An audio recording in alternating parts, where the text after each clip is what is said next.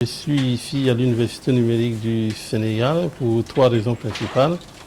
La première, c'est qu'on collabore depuis un certain nombre d'années et cette collaboration donne lieu aujourd'hui à un master interuniversitaire donc qui réunit l'USTM, mon université d'origine, et trois universités sénégalaises, c'est-à-dire l'Université numérique du Sénégal, l'UIAM et puis l'Université de Sine Saloum.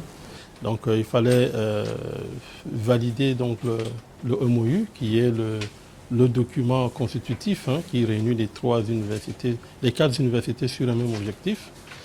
Et le troisième but de ma présence ici, c'était de travailler sur le projet Erasmus+, qu'on est en train de mettre aussi en place avec les mêmes acteurs pour faciliter, obtenir du financement pour faciliter la mobilité et puis l'augmentation des capacités pour les quatre universités impliquées. Et le troisième objectif, c'est du benchmarking.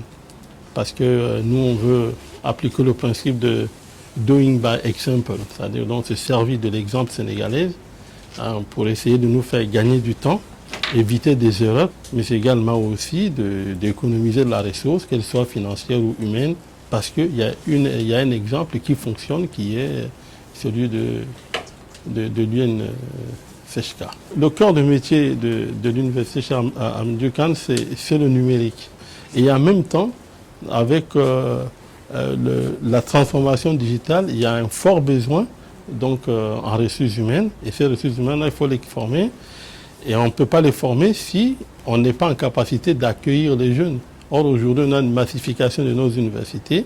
En même temps, dans certaines régions ou certains pays comme le mien, où il y a une faible quantité d'experts dans ces métiers-là. Et la recherche est au cœur de cela, parce que la recherche permet justement de fabriquer, donc de construire, de créer des savoirs.